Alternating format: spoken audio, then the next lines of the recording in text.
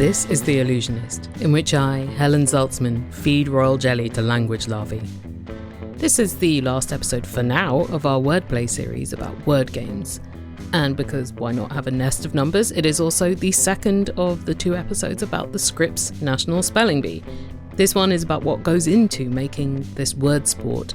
Listen to the previous episode where people talked about why they care about the bee and what participating in it did and does for them. And members of the Illusiverse got bee caps about each day I spent at the bee, which was an extraordinary experience. So to read those, head over to theillusionist.org/donate, and in return for your donation, you also get to hang out in the Illusiverse Discord. You get behind-the-scenes information about the making of each episode. You get regular live streams with relaxing readings from my ever-expanding collection of reference books, and you're funding the making of this independent nugget of media. You also get special stuff when I do live shows, and big news, I will be doing a bunch of live shows in the UK and hopefully Ireland in late August and early September. Go to theillusionist.org/events for tickets. More dates will be posted as soon as the tickets are on sale. Got several cities to add to the bill. The new live show is called Souvenirs, and I think it's the best live show I've concocted so far. And previous ones that you can hear on your pod feed include No Title and WPM, if you want an idea of what kind of a thing a live illusionist is, because it's not me just recording interviews in front of an audience. No, it is a show with visuals and music, and in this case a really funny, uplifting, cool story about some very strong typeface-related emotions. So come, theillusionist.org/events. Also, if you happen to work at an arts or literature or fringe or comedy or audio festival somewhere and you want some illusionist on-stage delights, get in touch. Plus, this is episode 197 of The Illusionist, thus episode 200 looms. What do you think I should do for it? Okay, on with the Bee-Illusionist.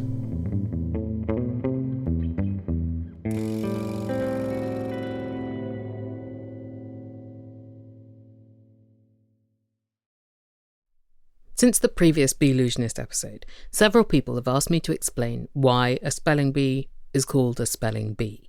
Before looking it up, the assumption I would have made is that it was something to do with bees buzzing, like the sound of a room full of spellers spelling, or people gathered together like bees in a hive, being busy as they embark on a communal task that sometimes had a competitive edge. There were quilting bees to complete a quilt, husking bees to denude corn cobs, raising bees to build barns, roofing bees to finish roofs. And horrifically, there were also lynching bees or hanging bees in the late 19th and early 20th century USA. This sense of bee may have had nothing to do with bees at all. The etymology is in the crowded category of maybe, can't be sure. It might derive from a term bean, meaning receiving help from a community, from a medieval English word bean that meant a prayer or a summons linked to the word boon. But we can't be sure about that origin of bee either. So the Scripps spelling bee doesn't need to replace its cute bee logo with a graphic of helpful medieval people. The term spelling bee has been in use since the first half of the 19th century, which is also when spelling competitions were becoming very popular in the USA, although they were known at the time as such things as spellings, spelling matches, spelling fights, and spell downs. Spelling bee and all the other types of bee got the term from spinning bee, which is first found in print in 1769, when women in New England were gathering to spin for the purpose of producing American-made fabrics so they didn't have to buy any from Old England. Spinning bees were protests against British taxation, and they were a form of boycott of British products. And similarly, spelling bees were also part of American nation building. In the 1780s, Noah Webster began publishing spelling books because he thought American children should learn from American-made books, not British ones. And he didn't think that American English should be governed by British linguistic priorities. His spelling books were enormously popular and sold so many millions of copies that they were ubiquitous for school-age American children. Students studied the spelling books and they learnt the version of English honed by Noah Webster as American English, and they perfected it to compete in spelling bees. which are a good way to establish a particular version of English as the correct and standard one.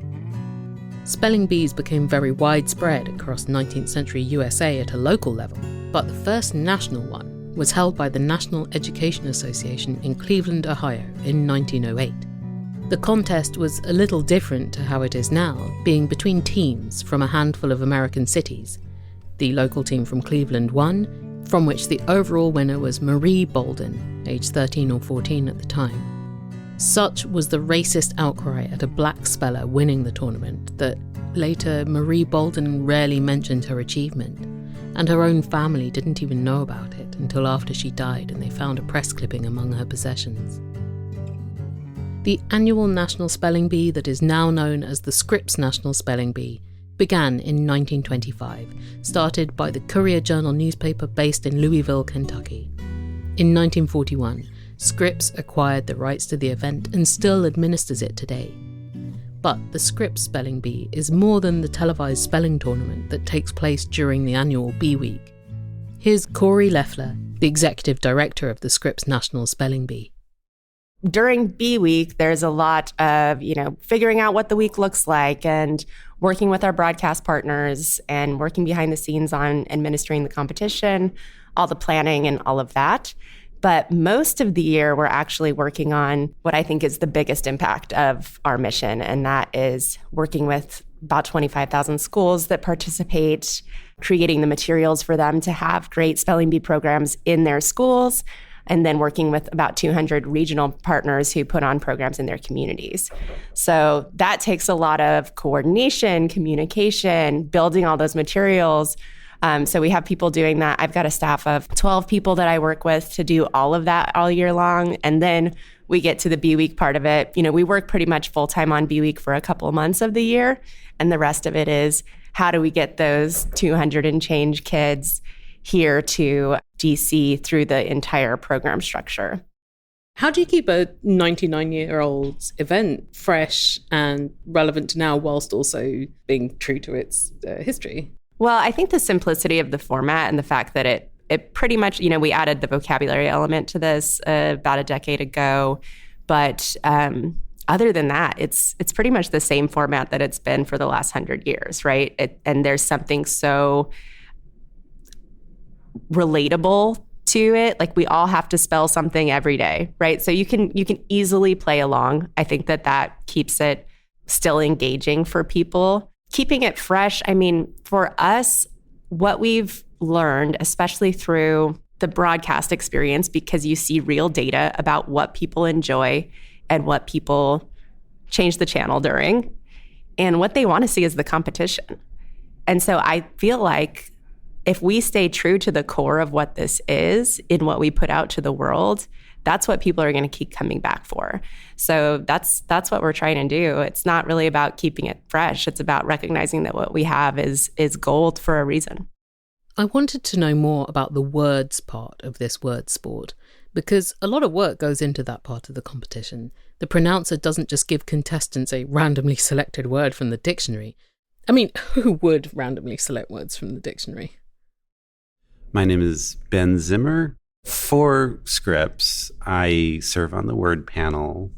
I oversee a great team that works on the vocabulary questions. And I'm also involved in sort of strategy as well, just in terms of making sure the word list is in shape for the competition. I'm Jane Solomon. I'm on the word panel. I work on vocabulary questions. In terms of the overall word list, both spelling and vocabulary, we're working on things well in advance, always thinking about what's going to come up for the next bee and the bee after that, sort of thinking long term. The way that the different stages of competition work for this national bee, the preliminaries on the first day of competition for both spelling and vocabulary, there are actually lists of words that the kids can study. There's the Words of the Champions list that contains 4,000 words selected from the Merriam-Webster Unabridged Dictionary. Very large lists, but there are lists that they can find the words they're going to be asked about in the preliminary rounds. Once we get off list, once we start into the quarterfinals, semifinals, and finals, for both spelling and vocabulary, these are not things that they had, lists to consult for. From the quarterfinals onwards, the contestants only know that the words will be sourced from the Merriam-Webster Unabridged Dictionary. The first day is studied. Right. And so the kids come prepared for that. And on the second day, you start to see words that the kids maybe did not study. So there's more questions about roots on the second day. There's more questions about these building blocks that they have studied. And it is harder as the competition goes on. It's interesting for spelling, which is obviously the focus of their preparation. They may have all sorts of ways of studying to cover roots from different languages and, what happens when a German word enters English and how does the spelling match with the pronunciation and in all these different cases, to try to cover all the things that they might possibly encounter in these later rounds, the really hard words. We prepare a big list that is far more than we'll ever need in competition. And then the words that we don't use, we may hold on to those for the next year or the year after or the year after. But each year, though, we're also developing new content as well. And so we're seeing what we have left over from previous competitions and then adding new material, always being careful that we don't repeat things that were recently used in competition. So there are various words that are off limits to us because they have already come up either at the national or regional stage, and we don't want that because we want it to be kind of a level playing field for all the kids to have words that they might not have already encountered in a recent competition, at least. A word used in the competition will be benched for usually around 3 years before it can go back into the list of words that might be used in the Bee. Although the core Bee format has always been children spelling aloud on stage, some other forms of the competition have changed a little. For example, for several years, starting in 2002, there was a written spelling test that narrowed down the field of contestants before the live rounds began. And for a while, this test included multiple choice vocabulary questions. But the Bee got rid of the written test a little while ago. Then in 2021, the vocabulary rounds were added to the live competition, interspersed between spelling rounds. We change the format of the competition every year based on the number of kids and what we have to do during the week and all of that. We kind of reevaluate what we need after Bee Week each year and come back to it. And really, before the vocabulary part of it, there were actually a lot of folks who would say, what is the value of this? It's just rote memorization, all this kind of, we've got spell check now. What's the purpose of learning to spell? And for us, for a long time, we have a new mission statement now, but for a long time, our mission statement was about improving spelling, increasing vocabulary skill, all of this. And we, as a team, were asking ourselves, what are we really doing to make sure that the vocabulary part of our mission statement is actually part of what we do? For vocabulary, we're not necessarily giving them very hard words, but we are trying to reward them for being well-read, literate, and also to kind of reflect on how the work they're already doing into studying classical roots from Latin and Greek, for instance, even if it's a word that seems unfamiliar, they're like, oh yeah, that's this root plus that root. I can infer the meaning based on all of this work that I put into it. So we think of it as a kind of a reward for all of the work they're putting into it. When we get beyond that and we're thinking about what counts as a fair word, a word that won't be sort of seen as something that these kids couldn't possibly know, one thing we try to be sensitive about is what we think about as sort of cultural knowledge. These are kids, generally 5th to 8th graders, who again are doing lots of intensive language study, but that doesn't mean that they're going to know certain kinds of cuisine and that, or other things. Again, if they're not learning those words as spelling words, we shouldn't expect them to know about things that for adults we might be more familiar with, but at that age, they just might not have encountered things in their daily lives. So we try to stay away from that. That's one of the lessons that we've learned over the years about what feels fair. If things end up focusing more on those roots that they're already learning. In the vocabulary rounds, the speller is given a word and a choice of 3 definitions, and they have to pick the correct one. The fake definitions are written very cleverly, to have some linguistic logic to them, whilst also being pretty fun to hear. I particularly enjoyed the answer choices for genome. Genome. What is a genome? A. An imaginary being known for dwelling in caves. B. A rural police officer, especially in France. C. A set of chromosomes and the genes they contain. It's been a few years of figuring out what is a good wrong answer, because you don't want it to be too hard and you don't want it to be too easy to figure out what it is. And you want it to always feel fair. And so you have to do that across all the questions you write. In terms of how we pick distractor answers, one of the things that we'll think about is what's a word that sounds like this word, and then write something that sounds like a definition based off of that other word. But it's important that a word that is suggested by a wrong answer isn't too close to the right answer, because that would be unfair.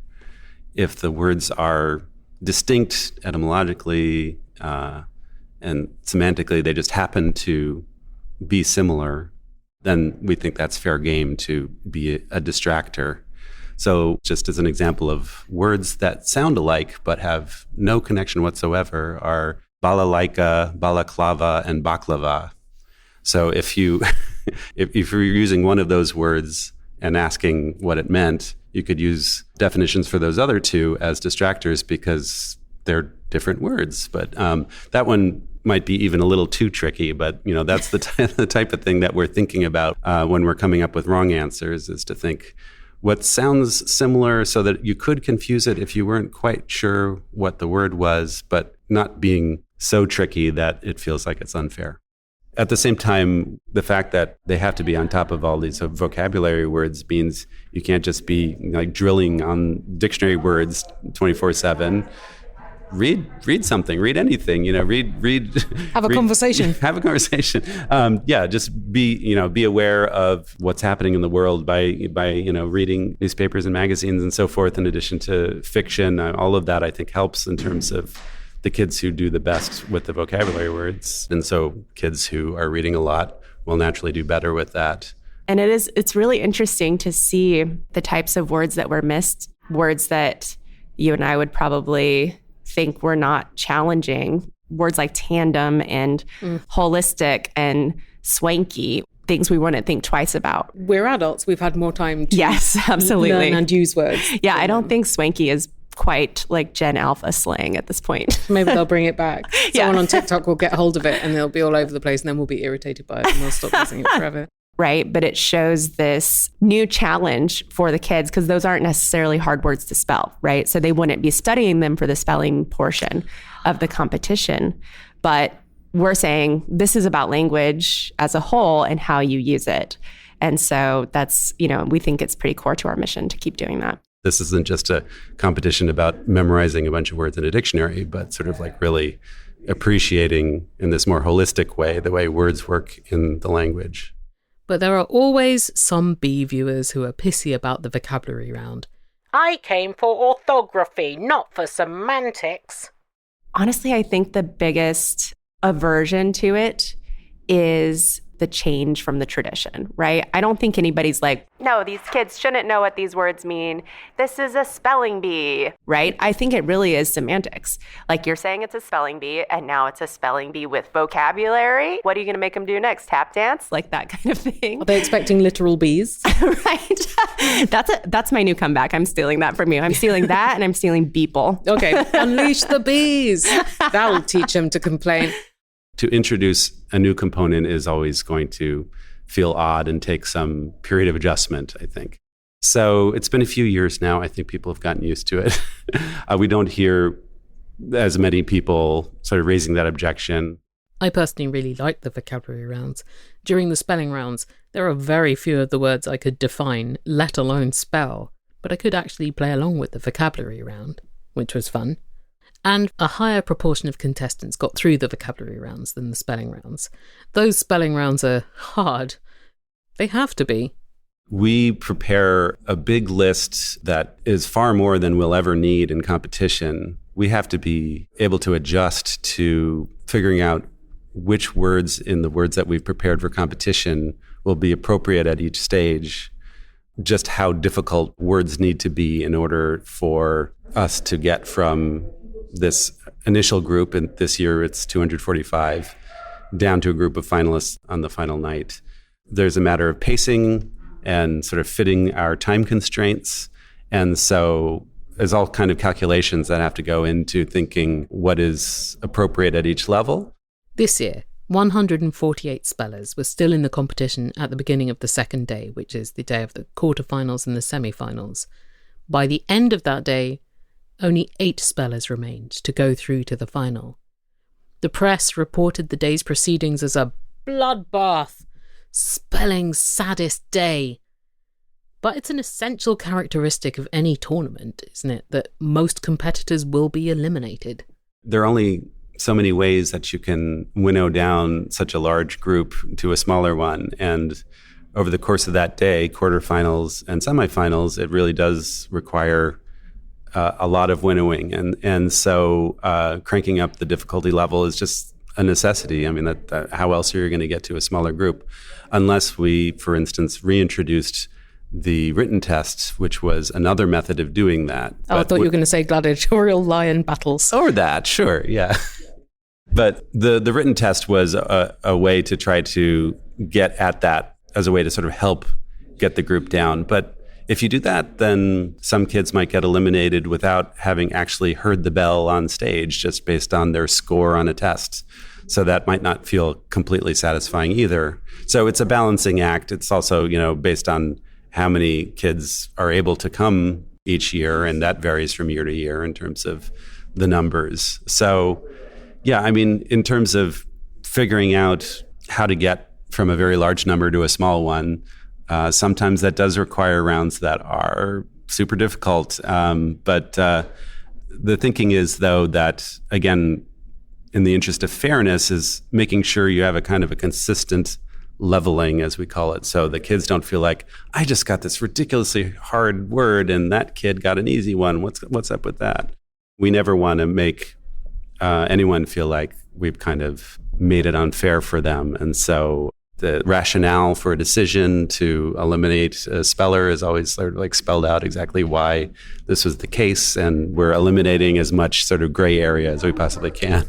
That's why we spend months working on these lists and exactly what the wording of the vocabulary questions are going to be, exactly how the information is presented for the spelling questions too. When they're up there for a spelling question, they again may be asking about etymology. They may be trying to get at various questions about the roots.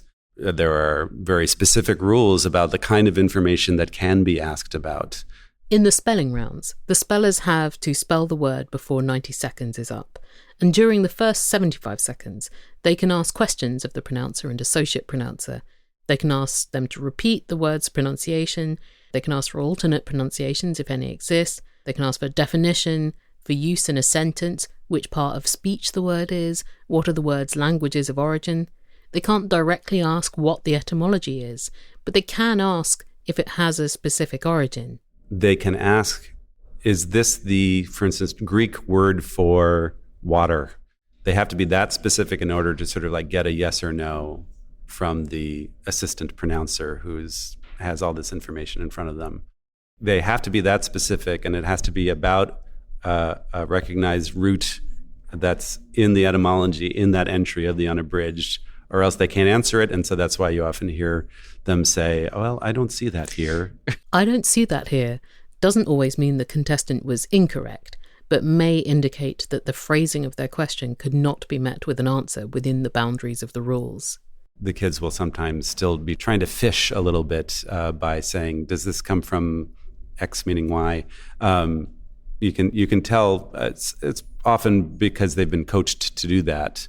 Like if there's any little bit of information that you may be able to glean that will help you figure out, is this schwa an A or an E or an I or an O? That schwa sound can be so many different letters, and often that's just figuring out how these roots come together. It can be a joining sound between two roots coming from Latin and Greek typically. There's a kid last night who was like, does this have anything to do with penguins? And That was cute. Everyone laughed because that was obviously not a question they could answer. Right, but then you get the kids who are so well prepared. They say, "Is this the what was it? The Greek root for hemlock?"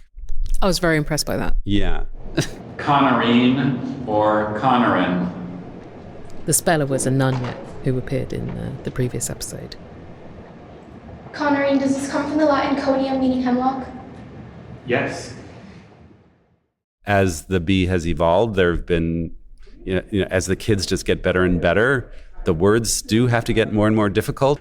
That's the only way that we can actually pick a winner, is by making it this hard. And also sometimes expanding the net of available words from the dictionary. And so that now, for instance, there are geographical names that are listed in the online unabridged dictionary from Merriam-Webster, which might have been off limits before, but now the kids need to know that as well. And again, it's really just an effort, I think, of Scripps to keep up with how good the kids are getting year after year, and innovating or coming up with new approaches in order to meet that challenge. Even though the bee has to try to stay ahead of how good the spellers are and how the training techniques keep getting more advanced, in 2019, in the Battle of Spellers versus Dictionary, there was an extraordinary victory. Oh, 2019 was our Octo-Champs year. Octo-Champs, noun. Octo as in 8, champs as in champs. Yes, the 2019 Scripps National Spelling Bee had 8 co-champions. Having an 8-way tie for first place kind of indicates that the kind of training and preparation that these kids are doing is at such a high level, and they have access to the same kinds of resources. These days there's software and all sorts of ways to sort of train. They seemed to all be able to excel at the very top. All 8 spellers just kept spelling the words correctly.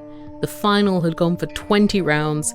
It was after midnight, and nobody had spelled a word wrong for more than an hour. So there was a lot of behind the scenes, wow, these kids are not missing in the finals. We were getting to a point where we had plenty of words still left in the list. A lot of people were saying, oh, they ran out of words. We did not run out of words, but we did get to a point where we knew the words that we had in our competition list, which is prepared over like 18-month period. We don't pick things on the fly, and that's all part of the integrity of the competition, you know. We knew that we were not going to be able to get to one champion.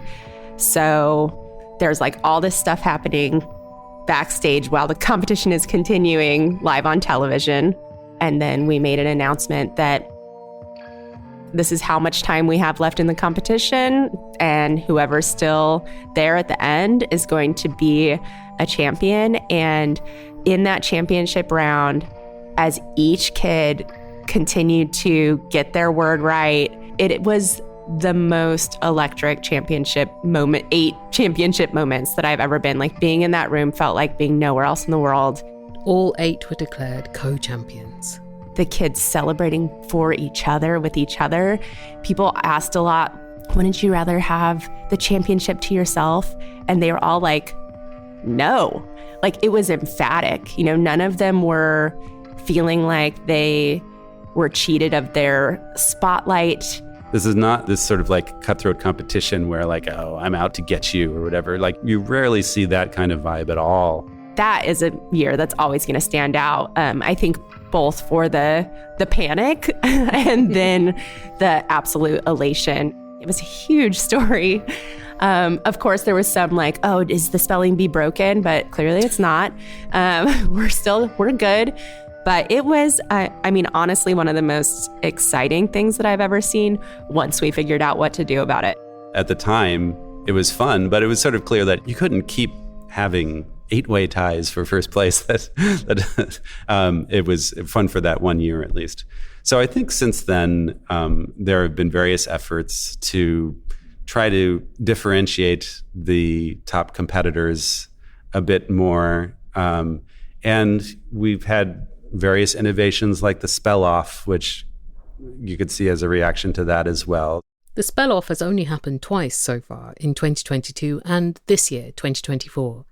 The rules currently state that a spell-off will be declared if there is not yet a winner by the 1 hour 55 mark of the broadcast final. The remaining spellers, they have, 90 seconds to spell a list of words as quickly as they can. There's a special buzzer that they press, in order to advance to the next word.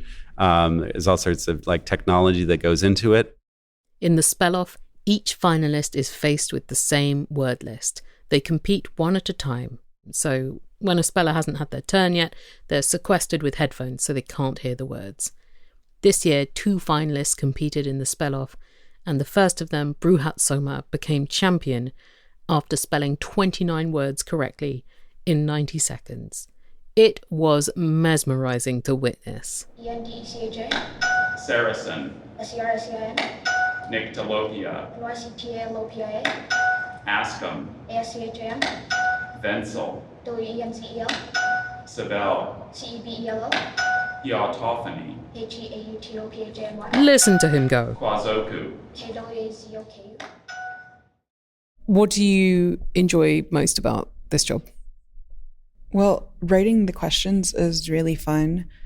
You get to think about words and what they mean, and you're also thinking about what will be a word that is interesting or delightful or useful for the kids competing in this to know. So that's a very fun part of it. But also coming to the Bee and seeing how the focus is so much on friendship and so much on just learning these skills that will be with you for your whole life. Because spelling has taken on a very different role in society since the Bee was introduced 99 years ago. Machines can do spelling for you. There's spell check.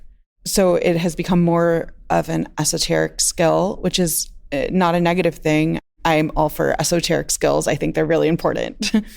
But there's a lot of other reasons and applications of the studying and the discipline and the friendly competition, the showing grace when you don't spell your word right. These are all really applicable life skills. I guess the question was, what do I like best about it? These are things that I have reflected upon since starting working with the Bee and seeing it firsthand, because I would never have been able to compete as a child. I am a terrible speller, but I see how much it means to the people who are here, and it's really touching. It's a delight to work with everyone. It's just, I look forward to when we have our meetings or when Bee Week happens, just because I just really enjoy being around these people who care about this whole thing, care about language, care about words, my kind of people. I love that there's this whole institution that supports the love of language and the love of words. And then seeing that reflected in the kids themselves and sort of seeing how they appreciate language makes me appreciate it even more. And it's not about rote memorization. It's about where is it coming from? How does the spelling actually reflect the entire history of the word as it's moved through different languages on its way to English? That is itself a kind of a narrative that they have to piece together in order to understand why we have this spelling that seems sometimes irrational, sometimes just lacking any kind of sense. Tell me about it. But there are always historical reasons for how spelling in English has become that way. Yep. Not always good reasons, but there are reasons.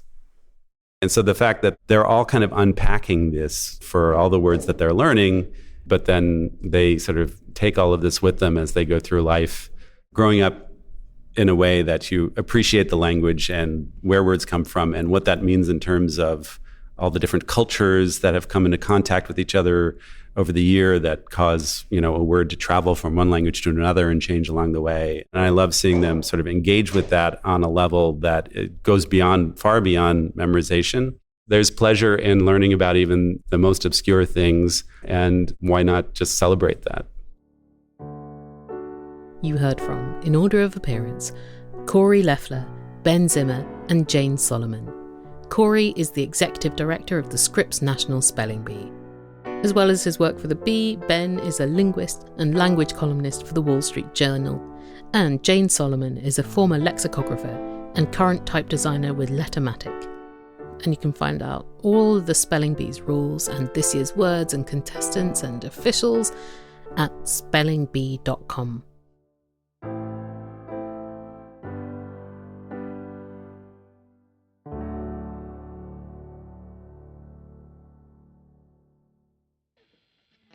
Your randomly selected word from the dictionary today is